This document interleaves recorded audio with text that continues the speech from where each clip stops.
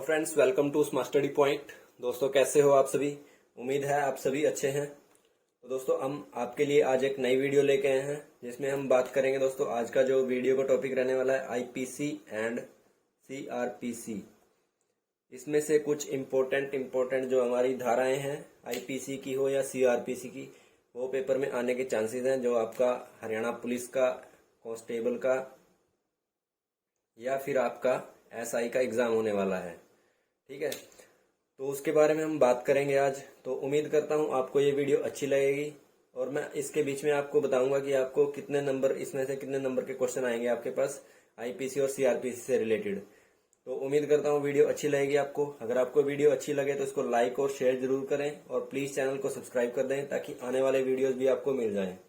ठीक है, तो चलिए स्टार्ट करते हैं दोस्तों। तो सबसे पहले हम इनकी डेफिनेशन के बारे में बात करते हैं। आईपीसी क्या है और सीआरपीसी क्या है। सबसे पहले आपको इसका डिफरेंस समझना पड़ेगा। IPC, Indian panel code. ठीक है, इंडियन पैनल कोड।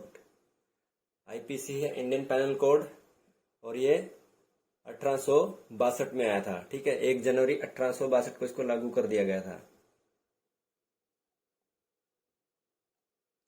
लागू कर दिया था 1 जनवरी 1865 को, सॉरी 1862 को।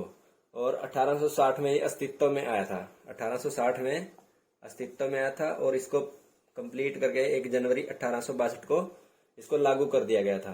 अब आईपीसी में क्या है, इसमें टोटल 23 चैप्टर है, अध्याय जिनको बोलते हैं अध्याय। 23 अध्याय हैं और इसमें 511 खंड हैं। 511 खंड या फिर आप उनको बोलते हैं धाराएं। 511 धाराएं हैं आईपीसी में, जो 1 जनवरी 1862 को लागू हुआ था, इंडियन पैनल कोड। अभी बात करते हैं सीआरपीसी, फिर मैं आपको इन दोनों में डिफरेंस भी बताऊंगा। ठीक है, सीआरपीसी क्या है दोस्तों? Code of criminal procedure. Code of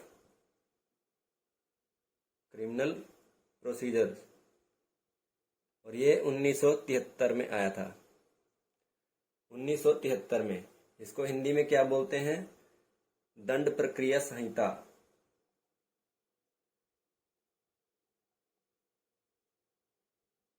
और आईपीसी को क्या बोलते हैं हिंदी में? भारतीय दंड संहिता।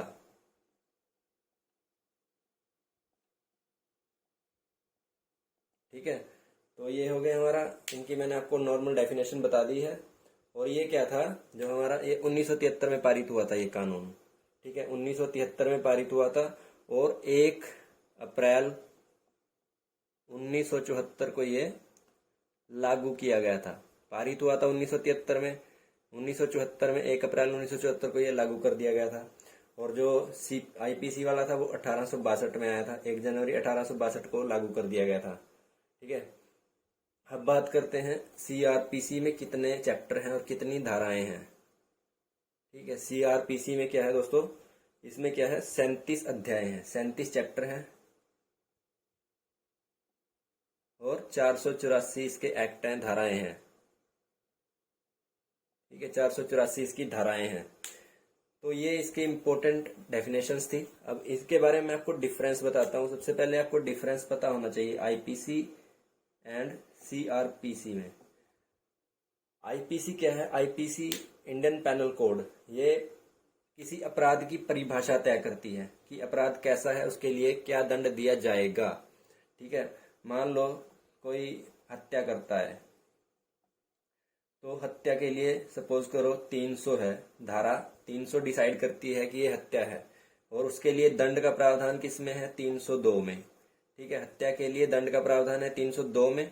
हत्या है और हत्या हुई है, ये डिस्क्राइब किस में करना है? ये 300 है, एक्ट 300 में, यानी कि धारा 300 है आईपीसी की, जिसमें ये डिक्लेयर किया गया है कि हत्या क्या है। ठीक है, और हत्या हुई है, जब हो गई है, अपराध हो गया, तो उसके लिए जो दंड दिया जाएगा वो इसमें क्लियर किया गया है 302 में। तो इस तरह ये एक परिभाषा तय करती है आईपीसी। परिभाषा तय करती है कि दंड हुआ है और क्या है, दंड की परिभाषा क्या है और उसके लिए क्या दंड दिया जाएगा। ठीक है, और सीआरपीसी क्या है? सीआरपीसी आपराधिक मामले के लिए क्या करती है? प्रक्रियाओं के बारे में जानकारी देती है। सीआरपीसी क्या करती है, प्रक्रियाओं के बारे में जानकारी देती है कि जैसे इसने हत्या की है, मान लो कोई व्यक्ति है, उसने हत्या की है कोई, ठीक है, तो उसने अपराध किया है। अब अपराध तो उसका हुआ है, ये तो डिक्लेयर कर दिया है आईपीसी के एक्ट 300 ने, और उसको सजा का प्रावधान भी है 302 में, ठीक है। अभी क्या करेंगे, जो अपना मैजिस्ट्रेट है, अपने पुलिस है, वो किस तरह से उसको दंड देगी, किन किन प्रक्रियाओं में कैसे उसको गिरफ्तार किया जाएगा, कौन सी उसके ऊपर धारा लगा के उसको गिरफ्तार किया जाएगा, और कौन सी से उसको जेल में भेजा जाएगा, और कौन सी में उसको न्यायिक हिरासत में लिया जाएगा। इस तरह की कुछ जो ये है, ये धाराएं किस में आती हैं, ये सीआरपीसी में आती हैं, जो प्रक्रिया को शो करती हैं, ठीक है। किसके लिए, आपराधिक मामले के लिए प्रक्रिया, ठीक है। आपराधिक मामले की जो प्रक्रिया है, उसमें उसको दंड दिलाने की, अपराधी को दंड दिलाने की जो प्रक्रिया है, वो सीआरपीसी के अंडर आती है। और आईपीसी क्या करती है, डिक्लेयर करती है कि दंड हुआ है, दंड की परिभाषा क्या है, दंड के लिए अपराध की परिभाषा क्या है, और अपराध के लिए क्या दंड दिया जाएगा, ठीक है, वो आईपीसी में है, ठीक है। अभी उम्मीद करता हूँ कि आपको ये समझ आ गया होगा। तो अभी मैं आपको इम्पोर्टेंट वाले हैं जो आपको पार्ट वाइज कराऊंगा। जैसे हम आज बात करेंगे एक पार्ट की, अगले वीडियो में दूसरे पार्ट की बात करेंगे। तो एक बार और मैं आपको इसका बता देता हूँ कि आईपीसी इंडियन पेनल कोड और CrPC code of criminal procedure 1973 में आया था। सीआरपीसी और आईपीसी था 1 जनवरी 1862 को लागू हो गया था। और आईपीसी का क्या था, मैकॉले से संबंधित है, लॉर्ड मैकॉले था जो, ठीक है। अब आपको बात बताऊं, आज हम स्टार्ट करेंगे जो इम्पोर्टेंट वाली है, वो 141 से हम कहाँ तक करेंगे, 160 तक की आज करेंगे। 142 160 की जो इम्पोर्टेंट एक्ट्स हैं हमारे आईपीसी के करेंगे, लेकिन हम आईपीसी के करेंगे आज 141 टू 160 तक, ठीक है। तो चलिए देखते हैं। हमारा पहला जो एक्ट है 141, धारा 141, आईपीसी की धारा 141। तो इसमें क्या है, विधि के विरुद्ध जन समूह। 142 में क्या है, विधि के विरुद्ध जन समूह का सदस्य होना। और 143 में क्या है, गैर कानूनी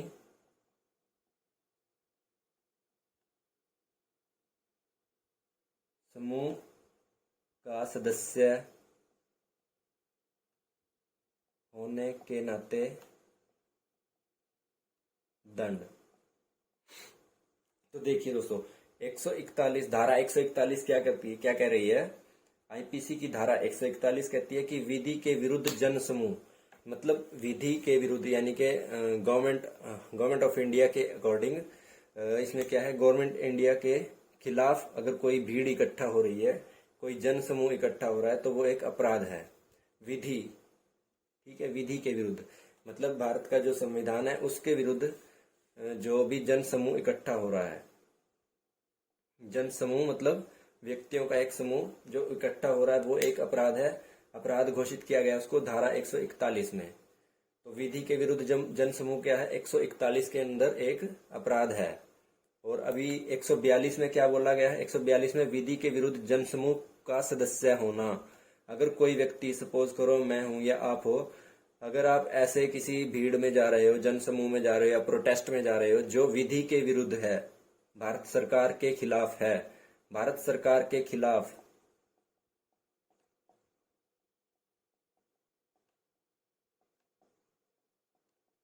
या फिर भारतीय संविधान के खिलाफ है, अगर ऐसी भीड़ का आप हिस्सा हो, सदस्य बन रहे हो उस भीड़ के, तो आप एक अपराधी हो। आईपीसी की धारा 142 के अनुसार आप एक अपराधी हो, आप उस अपराध को अंजाम दे रहे हो अगर आप उसके सदस्य बन रहे हो, ठीक है।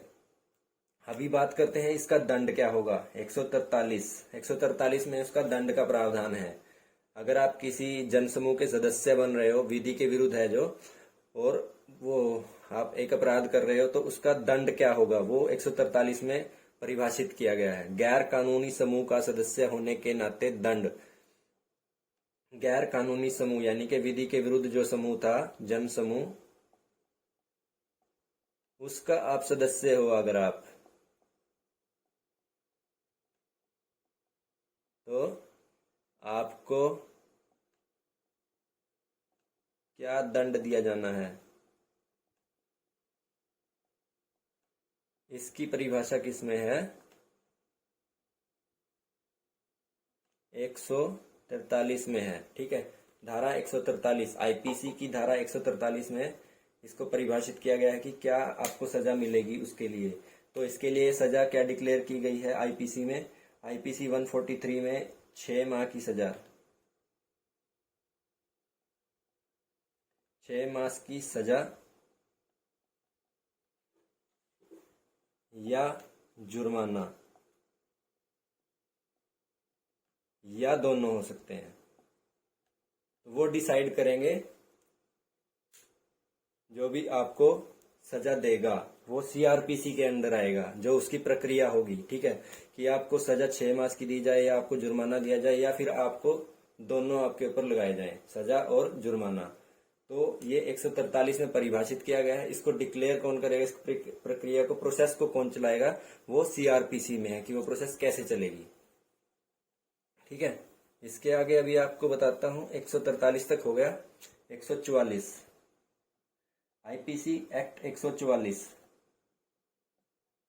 आईपीसी का एक्ट 144 क्या कहता है कि हथियार लेकर विधि विरुद्ध समूह या जन समूह में शामिल होना।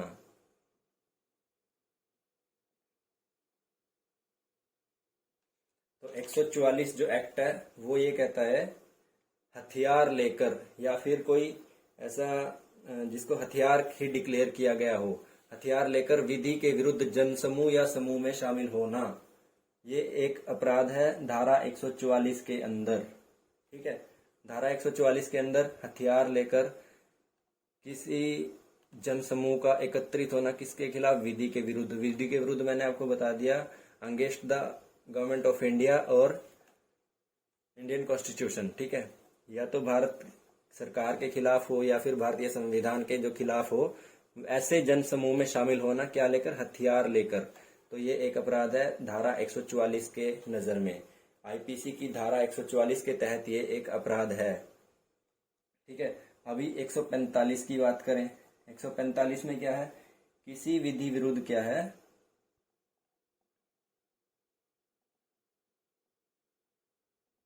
किसी विधि विरुद्ध जन समूह जिसे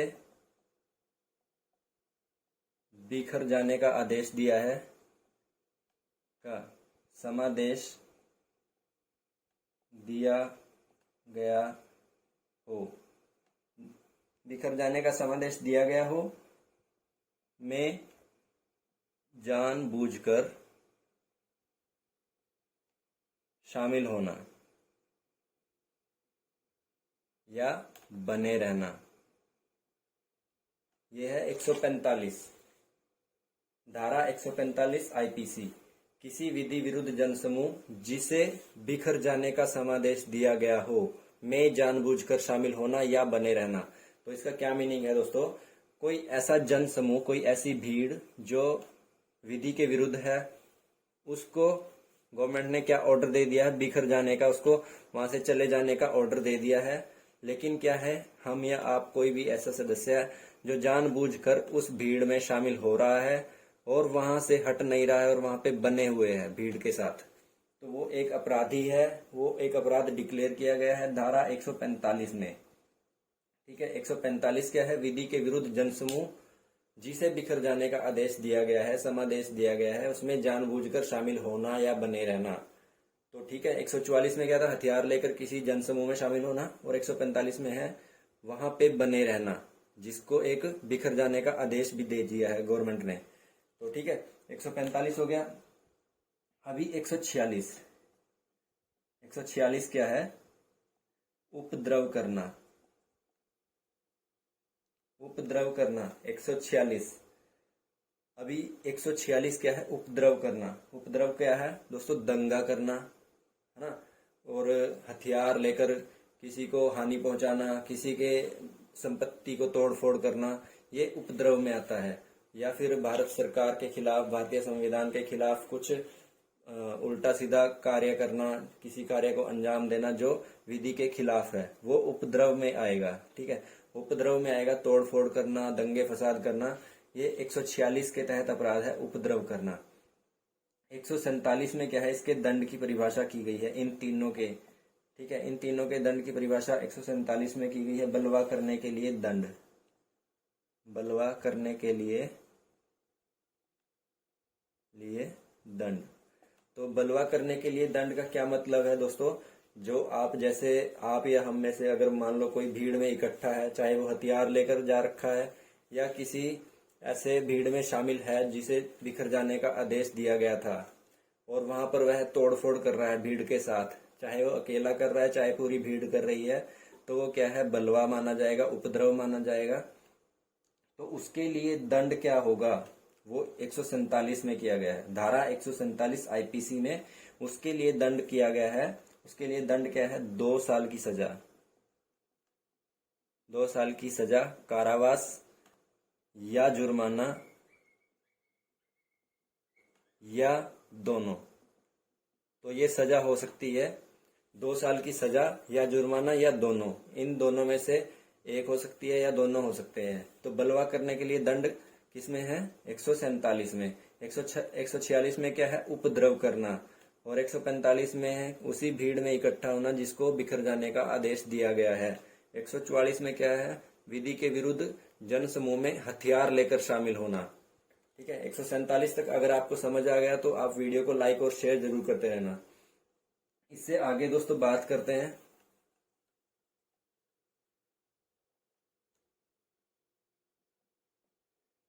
147 तक हो गया, 148 की बात करते हैं। धारा 148 आईपीसी, घातक आयुध से सज्जित होकर उपद्रव करना।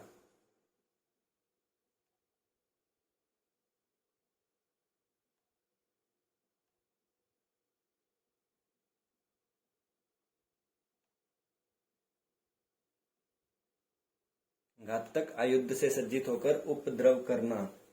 तो इसमें क्या है? अगर ये कोई व्यक्ति है जो घातक हथियार ले रखा है उसने, और उसको लेकर वह उपद्रव कर रहा है, तोड़ फोड़ कर रहा है या हल्ला कर रहा है, जो भी है, मतलब शांति को भंग कर रहा है। ठीक है, तो वो धारा 148 में अपराध माना गया है। और उसके लिए क्या है? सजा है, 3 वर्ष की सजा है। 3 वर्ष की सजा या जुर्माना या दोनों। ठीक है, धारा 148 क्या कहती है? आईपीसी की धारा 148 कहती है कि यदि कोई व्यक्ति घातक हथियार से सज्जित होकर, घातक हथियार लेकर तोड़ फोड़ कर रहा है, शांति को भंग कर रहा है, तो उसके लिए 3 वर्ष की सजा या जुर्माना या फिर दोनों में से प्रावधान है। ठीक है, तो इसके आगे की अगर हम बात करें 149 धारा 149 क्या कहती है? विधि के विरुद्ध जन समूह का हर सदस्य समान लक्ष्य का अभियोजन करने के लिए अपराध का दोषी होगा। विधि विरुद्ध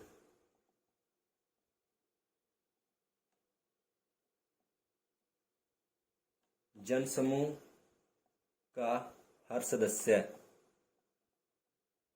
विधि विरुद्ध जन समूह का हर सदस्य समान लक्ष्य का अभियोजन करने के लिए अपराध का दोषी होगा।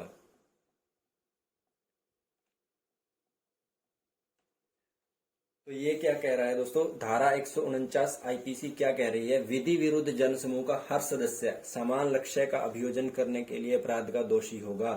तो इसका मीनिंग क्या है?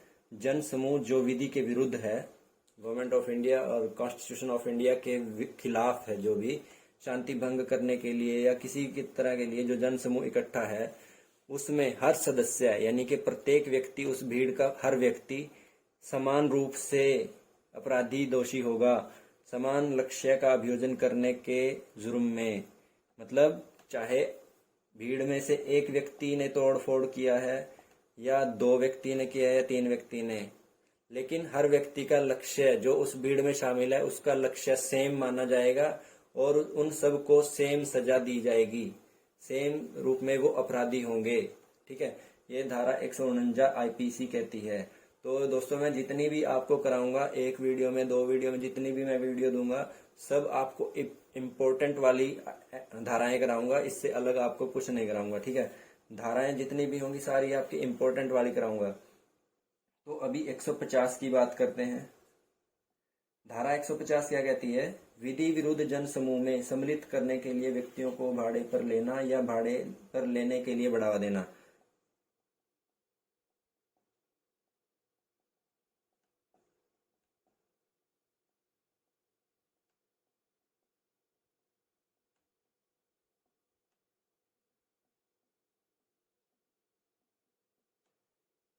तो विधि के विरुद्ध जन समूह में व्यक्तियों को इकट्ठा करने के लिए भाड़े पर यानी कि किराए पर व्यक्तियों को लेके आना या उनको किराए पर लेने के लिए बढ़ावा देना, ये एक अपराध है धारा 150 के अंडर।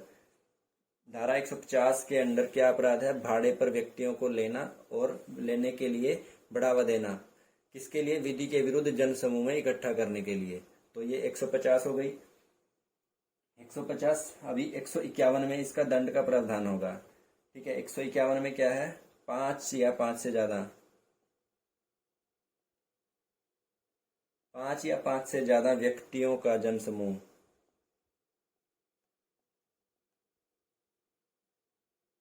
5 या 5 से ज्यादा व्यक्तियों के जन समूह जिसे बिखर जाने का आदेश दिया गया है, जिसे बिखर जाने का आदेश दिया गया है। 5 या 5 से ज्यादा व्यक्तियों के जन समूह जिसे बिखर जाने का आदेश दिया गया है, आदेश दिए जाने के बाद भी जानबूझकर उसमें शामिल होना या फिर बने रहना। ठीक है, ऐसा एक क्या है? ऐसा अपराध है 151 के अंडर है। और इसके लिए सजा क्या है? इसके लिए धारा 141 के अंतर्गत, धारा 141 क्या थी? विधि विरुद्ध जन समूह। तो धारा 141 लगेगी, उसके अंतर्गत धारा 145। धारा 145 में क्या था दोस्तों? उसको सजा का प्रावधान दिया गया था। किसी विधि के विरुद्ध जिसे बिखर जाने का आदेश दिया गया था, उसमें जानबूझकर बने रहने के लिए या जानबूझकर शामिल होने के लिए जो प्रावधान था वो था 2 वर्ष की सजा या जुर्माना था। धारा 145 में अभी जो कराया था।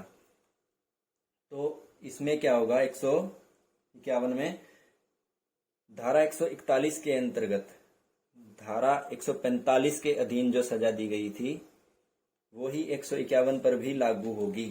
ठीक है, उसमें भी 151 अकॉर्डिंग टू द एक्ट 151 के अगेंस्ट भी वही धारा के हिसाब से सजा दी जाएगी जो धारा 145 में दी गई है 141 के अंतर्गत। ठीक है, मतलब वहां पे भी जो भीड़ इकट्ठा हुई थी उसके लिए भी सेम सजा होगी। 2 वर्ष की सजा थी और जुर्माना था या फिर दोनों था। तो यहाँ पर भी ऐसा ही होगा।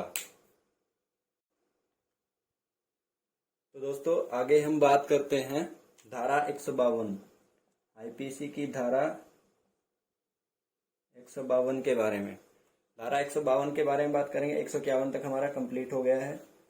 तो 152 क्या कहती है? धारा 152 क्या है? लोक सेवक के उपद्रव, दंगे आदि को दबाने के प्रयास में हमला करना या बाधा डालना। लोक सेवक के उपद्रव या दंगे आदि को दबाने के प्रयास में हमला करना या बाधा डालना। तो धारा 152 क्या कहती है? आईपीसी की धारा 152, लोक सेवक के उपद्रव, दंगे आदि को दबाने के प्रयास में हमला या बाधा डालना। तो कोई लोक सेवक है, कोई सरकारी कर्मचारी है, चाहे वो पुलिस है, सपोज पुलिस ही मान लो, तो पुलिस क्या है, जब पुलिस का कोई कर्मचारी उपद्रव या दंगे को दबाने की कोशिश करेगा, प्रयास कर रहा है, मान लो कोई व्यक्ति, कोई पुलिस वाला उपद्रव या दंगे को दबाने का प्रयास कर रहा है, तो भीड़ क्या करती है? भीड़ उस पर उल्टा हमला कर देती है। भीड़ या भीड़ में से कोई व्यक्ति उस पर हमला कर देता है या फिर बाधा डालते हैं उसकी कार्यवाही में, तो ये एक अपराध माना जाएगा। धारा 152, धारा 152 में क्या अपराध है? भीड़ या उपद्रव, दंगे आदि को दबाने के प्रयास में यदि कोई लोक सेवक कार्य कर रहा है तो उसकी कार्यवाही पर या तो हमला किया गया है या फिर बाधा डाली जा रही है, तो वो एक अपराध माना जाएगा। ये 152 हो गया। इसके लिए सजा क्या है दोस्तों? 3 वर्ष की सजा है। 3 वर्ष की सजा या फिर जुर्माना या दोनों हो सकते हैं। ठीक है। यदि कोई लोक सेवक, सरकारी कर्मचारी किसी उपद्रव या दंगे को दबाने का प्रयास कर रहा है तो उस भीड़ में क्या है, वो भीड़ दोबारा उस पर हमला कर देती है या उसको अपनी कार्रवाई करने से रोक रही है, तो उसके लिए 3 वर्ष की सजा है या जुर्माना है या फिर दोनों हो सकते हैं। तो अभी बात करते हैं 153 की। 153 भी उपद्रव से संबंधित है। ठीक है। उपद्रव कराने के आशय से, 153 में क्या है? उपद्रव कराने के आशय से बेहुदगी से प्रकोपित करना। उपद्रव कराने के आशय से बेहुदगी से प्रकोपित करना। तो आईपीसी का एक्ट 153 क्या कह रहा है? यदि कोई व्यक्ति या भीड़ या फिर जनसमूह सरकार के खिलाफ या सरकार को या किसी सरकारी कर्मचारी को उपद्रव करने के आशय से प्रकोपित करता है, मतलब चाहे वो हथियार चला के, चाहे वो पत्थर मार के, किसी भीड़ का व्यक्ति हो जो इस काम को अंजाम दे रहा है, किसके लिए? उपद्रव करने के लिए या करवाने के लिए। भारत सरकार के किसी भी कर्मचारी को या भारत सरकार को या किसी भी सरकारी कर्मचारी को प्रकोपित कर रहा है या वहां पे शांति में विघ्न डाल रहा है, तो वो धारा 153 में अपराध माना गया है। धारा 153 में अपराध माना गया है और इसके लिए क्या सजा है? 1 वर्ष की सजा है। 1 वर्ष की सजा या जुर्माना या दोनों। ठीक है। ये हो गया है 153 में। उपद्रव कराने के आशय से बेहुदगी से प्रकोपित करना, मतलब डराना धमकाना किसी को, चाहे वो सरकारी कर्मचारी है या गवर्नमेंट, पूरी गवर्नमेंट को ही कोई धमका रहा हो, सिर्फ उपद्रव करवाने के आशय से। तो ये हो गया 153। अभी बात करते हैं 154 की, सॉरी 153 ए की या 153 क। ठीक है। 153 पार्ट क, धर्म, मूल वंश, ये इंपॉर्टेंट है दोस्तों, इसको ध्यान से देखना। भाषा, जन्म स्थान, निवास स्थान आदि के आधार पर विभिन्न समूहों के बीच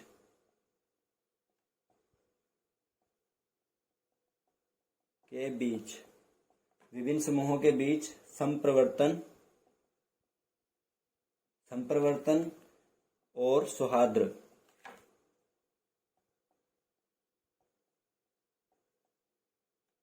बने रहने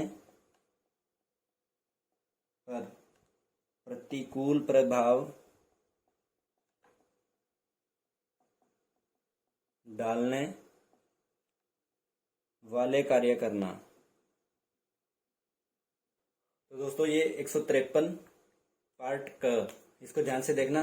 धर्म, मूल, वंश, भाषा, जन्म स्थान, निवास स्थान आदि के आधार पर विभिन्न समूहों के बीच संप्रवर्तन और सौहार्द बने रहने पर प्रतिकूल प्रभाव डालने वाले कार्य करना, ये एक अपराध है।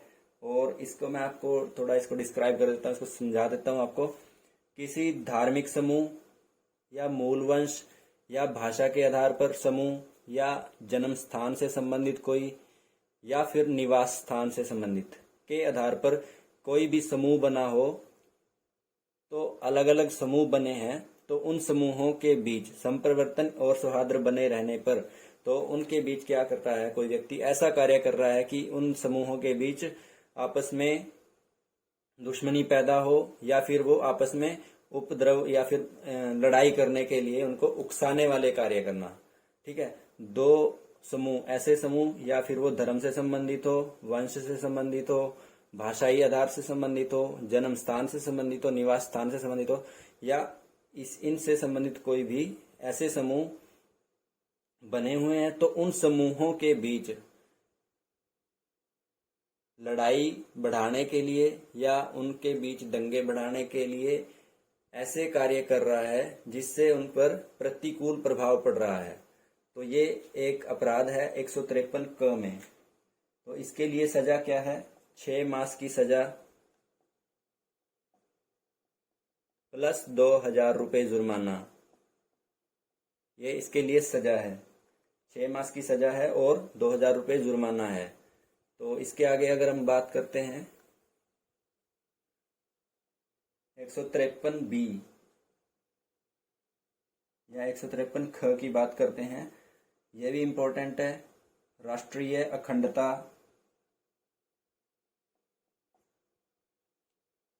पर प्रतिकूल प्रभाव डालने वाले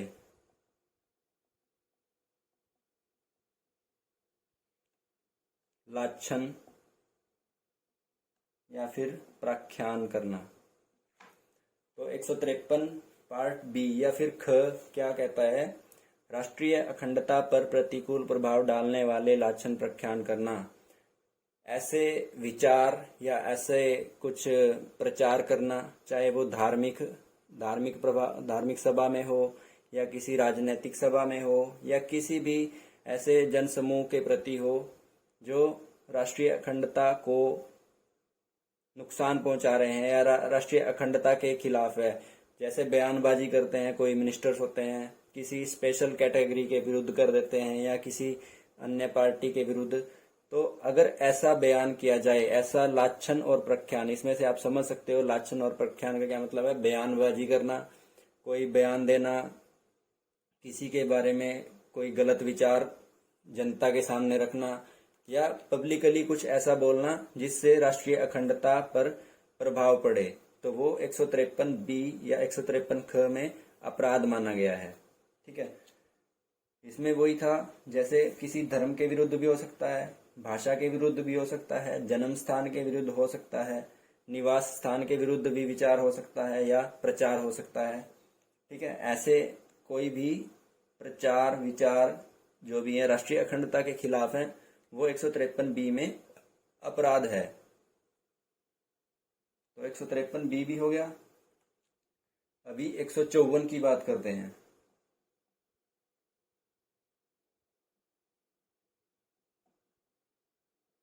धारा 154, उस भूमि का स्वामी या आदिवासी जिस पर गैर कानूनी जन समूह एकत्रित हो,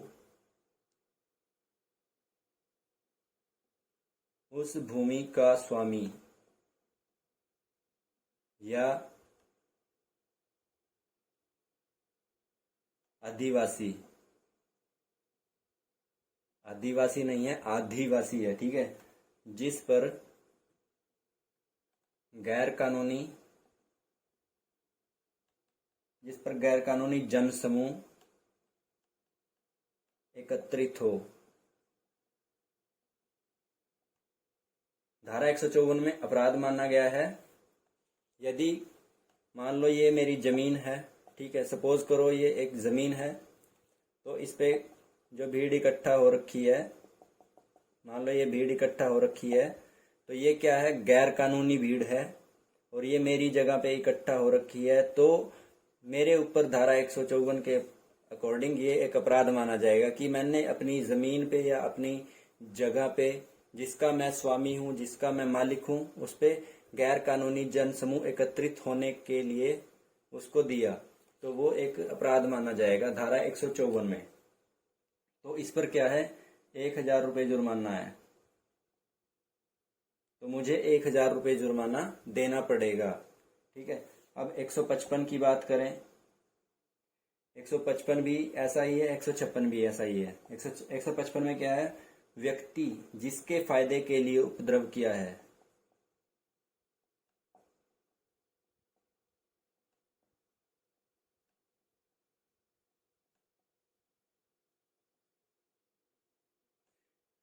ऐसा व्यक्ति जिसके फायदे के लिए उपद्रव किया गया है वो भी अपराधी माना जाएगा धारा 155 में। ठीक है। मान लो कोई भीड़ है, भीड़ उपद्रव कर रही है, तोड़फोड़ कर रही है, दंगे फसाद कर रही है, तो वो किसी स्पेशल, किसी यूनिक पर्सन को फायदा पहुंचाने के लिए या किसी संगठन को या किसी व्यक्ति को फायदा पहुंचाने के लिए कर रही है, और वो व्यक्ति अपराधी माना जाएगा धारा 155 में। ठीक है। 156 में भी ऐसा ही है, सेम। 156 में क्या है, उस स्वामी या अधिवासी के अभिकर्ता का दायित्व जिसके फायदे के लिए उपद्रव किया जाता है, उस स्वामी या अधिवासी, उस स्वामी या अधिवासी के अभिकर्ता का दायित्व जिसके फायदे के लिए उपद्रव किया जाता है, ये मैंने आपको बता दिया। 155 में क्या था, जिसके फायदे के लिए उपद्रव किया गया ऐसा व्यक्ति अपराधी माना जाएगा 155 में। 156 में क्या है, उस स्वामी या अधिकारी के अभिकर्ता का दायित्व जिसके फायदे के लिए उपद्रव किया गया। मान लो कोई भीड़ है, अगर कोई व्यक्ति या कोई संगठन उसकी जिम्मेदारी लेता है उस उपद्रव की, जो ये उपद्रव किया गया है किसी भीड़ के द्वारा, अगर कोई व्यक्ति या कोई संगठन ऐसा है जो उसका दायित्व लेता है, उसके प्रति जिम्मेदारी ले रहा है, तो वो भी अपराधी होगा धारा 156 के तहत। ठीक है। और उस पर भी 1000 रुपये जुर्माना लगाया जाएगा। 155 वाले पे भी 1000 रुपये जुर्माना था और 154 वाले पे भी। 154 क्या था, उस भूमि का स्वामी या आदिवासी जिस पर गैर कानूनी जन समूह इकट्ठे हुआ है। मान लो किसी की जमीन है, उस पर कोई भीड़ इकट्ठा हो गई है जो गैर कानूनी है, तो वो 154 में वो उस भूमि का स्वामी जो मालिक है वो अपराधी माना जाएगा। 155 में क्या है, जिसके फायदे के लिए, अगर कोई ऐसा व्यक्ति है जिसके फायदे के लिए उपद्रव किया गया है तो उस पर भी 155 के अकॉर्डिंग 1000 रुपये जुर्माना लगाया जाएगा। और 156 में क्या है, उस स्वामी या आदिवासी, ऐसा संगठन या ऐसा कोई व्यक्ति जो उपद्रव की जिम्मेदारी लेता है, जैसे आतंकवादी किसी हमले की जिम्मेदारी लेते हैं ना, इस तरह का कुछ है, समझ लेना। ठीक है। 157 की अगर बात करें, 157 में क्या है, विधि विरुद्ध जन समूह के लिए भाड़े पर लाए गए व्यक्तियों को आश्रय देना।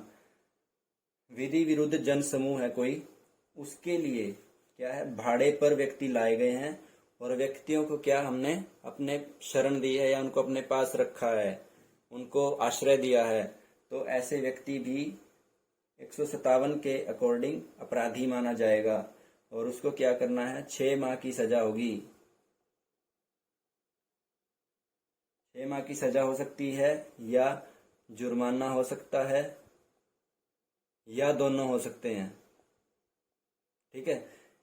157 में क्या है, विधि के विरुद्ध जन समूह के लिए, विधि के विरुद्ध कोई भीड़ है, कोई जन समूह है, उसके लिए भाड़े पर यानी कि किराए पर कोई व्यक्ति लाए गए हैं और आप क्या करते हो, अगर आप उन व्यक्तियों को आश्रय दे रहे हो, अपने पास रख रहे हो, तो आप अपराधी हो धारा 157 के अंतर्गत और आपको 6 माह की सजा हो सकती है और जुर्माना भी हो सकता है। ठीक है। 157 धारा ये कहती है। अब 158 की बात करते हैं जल्दी जल्दी से। 158 विधि विरुद्ध जन समूह या जमाव या बलवे में प्रयोग भाग लेने के लिए भाड़े पर जाना। अगर आप किसी भीड़ में, ऐसी भीड़ जो गैर कानूनी भीड़ है, अगर आप उसमें किराए पर जा रहे हो, मान लो आपको किसी ने बोल दिया कि मैं आपको इतने पैसे दूंगा और आप भीड़ का हिस्सा बन जाओ, तो आप एक अपराधी हो धारा 158 के तहत। ठीक है। विधि विरुद्ध जनसमूह, जमाव या बलवे में भाग लेने के लिए किराए पर जाना। अगर सपोज करो मैं हूं या आप हो, अगर आप किसी भीड़ में एकत्रित होने के लिए पैसे ले रहे हो तो आप एक अपराधी हो। धारा 158 के तहत आपको 6 माह की सजा दी जाएगी। सॉरी, इसके लिए सजा है 2 वर्ष की सजा, 2 वर्ष की सजा या जुर्माना या दोनों। तो अगर आप कोई ऐसी भीड़ का हिस्सा हो या बनने के लिए आप पैसे ले रहे हो जो गैर कानूनी है, तो आपको 2 वर्ष की सजा हो सकती है और जुर्माना भी हो सकता है, या फिर दोनों हो सकते हैं। तो 158 हो गया हमारा। अभी बात करते हैं 159 की। आईपीसी की धारा 159। धारा 159 क्या कहती है? दंगा। धारा 159 दंगे की परिभाषा बताती है कि दंगा क्या है। तो धारा 159 में दंगे की परिभाषा क्या है? जब 2 या 2 से अधिक व्यक्ति, जब 2 या 2 से अधिक व्यक्ति सार्वजनिक स्थान पर, इसमें कुछ और लिखा है, मैं आपको बता देता हूं। व्यक्ति लोक स्थान में, लोक स्थान माना गया, इसको लोक स्थान लिखा गया है, हम सार्वजनिक लिख देते हैं क्योंकि ये समझ आ जाता है। जब 2 या 2 से अधिक व्यक्ति सार्वजनिक स्थान पर लोक शांति को भंग करने के लिए, लोक शांति को भंग करते हैं या उसमें विघ्न डालते हैं,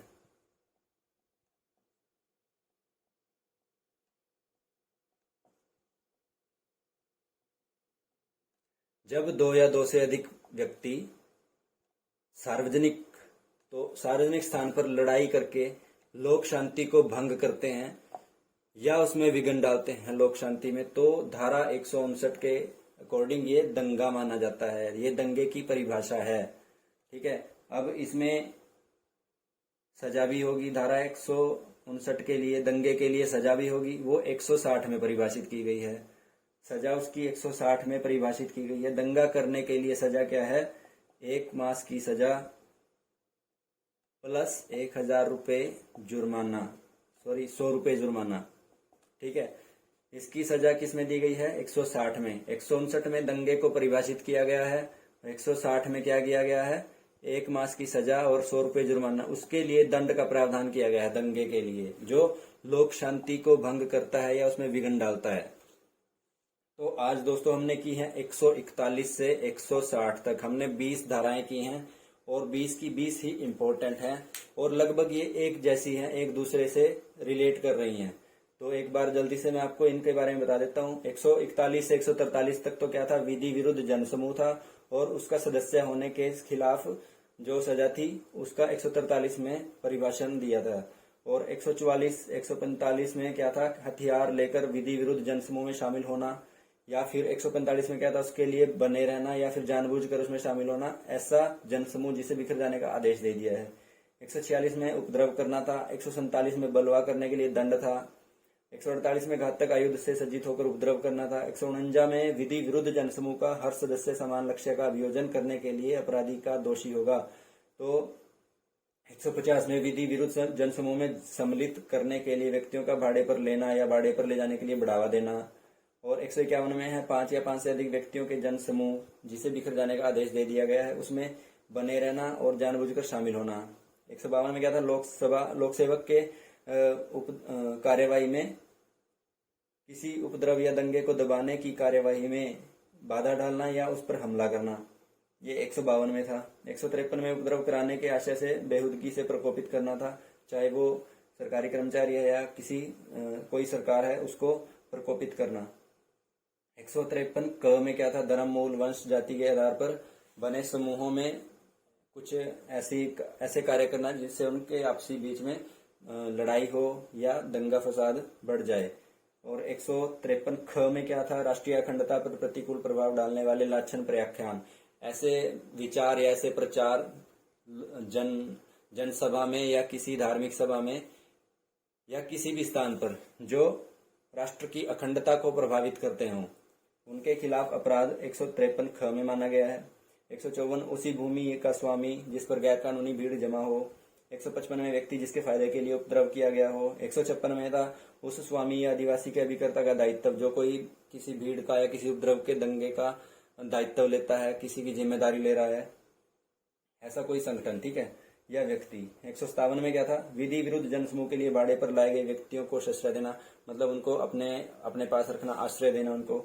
158 में क्या था, विधि के विरुद्ध जमाव या बलवे में भाग लेने के लिए भाड़े पर जाना, ठीक है। 159 में दंगे की परिभाषा थी और 160 में क्या है, दंगा करने के लिए दंड था। तो दोस्तों ये थे हमारे 141 से 160 तक। मेनली क्या थे ये, उपद्रव से संबंधित, दंगे से संबंधित, तोड़फोड़ से संबंधित, इनमें क्या क्या सजा होगी, क्या क्या इनकी परिभाषा थी, ये 141 से 160 तक सारी मैंने आपको करवा दी है डिटेल से। तो ये थी आईपीसी की 141 से 160 तक की धाराएं। उम्मीद करता हूँ आपको हर एक समझ में आई होगी। अगर आपको कोई भी प्रॉब्लम है तो अगर कुछ चीज समझ में नहीं आई तो आप मेरे को कमेंट करके बता देना। और इससे अगली वीडियो में हम इससे भी जो दूसरी इंपॉर्टेंट कोई टॉपिक है उसके बारे में हम बात करेंगे, ठीक है। आईपीसी के बारे में हम बात कर रहे हैं, सीआरपीसी के बारे में भी आपको बताऊंगा। और एक बात और, जो भी हमारे एचएसएससी के चेयरमैन ने बयान दिया है कि किसी ट्रेड से संबंधित कोई भी 30 से 35% प्रश्न आएंगे, 30 से 35%। तो ऐसा नहीं है कि आपके पास 30 से 35 क्वेश्चन आईपीसी या सीआरपीसी से पूछे जाएंगे, ठीक है। वो उसके लिए है दोस्तों जिसने कोई स्पेशल कैटेगरी है, जैसे सपोज करो इंजीनियरिंग ब्रांच है, कोई इंजीनियरिंग की पोस्ट है, तो उसने इंजीनियरिंग का डिप्लोमा किया है या कोई डिग्री की है, तो आपने आईपीसी सीआरपीसी पहले नहीं पढ़ी है, आपके पास इसका कोई डिप्लोमा नहीं है, ठीक है। जो उसके कहने का क्या मतलब था कि जिस कोई स्पेशलाइज कैटेगरी की पोस्ट है, जैसे इंजीनियरिंग की है, सपोज करो सिविल इंजीनियरिंग की है, तो आपने अगर बीटेक सिविल इंजीनियरिंग किया है या डिप्लोमा सिविल इंजीनियरिंग किया है, तब उससे रिलेटेड 30 से 35 क्वेश्चन आने हैं, ठीक है। ऐसे नहीं है कि आपने पुलिस का पेपर देना है और आपके पास आईपीसी सीआरपीसी के 30-35 क्वेश्चन आ जाएंगे, ऐसा बिल्कुल भी नहीं है। इससे रिलेटेड हाँ ये 4-5 क्वेश्चन आ सकते हैं, लेकिन इतने नहीं आएंगे कि जितने आप सोचकर परेशान हो रहे हो। और जितना परेशान आप होगे उतना ज्यादा आपका नुकसान होने वाला है। परेशान होने की जरूरत नहीं है आपको। सीआरपीसी आईपीसी की जितनी भी इंपॉर्टेंट धाराएं हैं वो मैं आपको करा दूंगा। तो उम्मीद करता हूँ आपको वीडियो अच्छी लगी होगी। अगर आपको वीडियो अच्छी लगी तो इसको लाइक और शेयर जरूर करना, और प्लीज चैनल को सब्सक्राइब कर देना ताकि आने वाले वीडियोस भी आपको मिल जाएं। तो नेक्स्ट वीडियो में मिलते हैं, तब तक के लिए धन्यवाद। जय हिंद, जय भारत।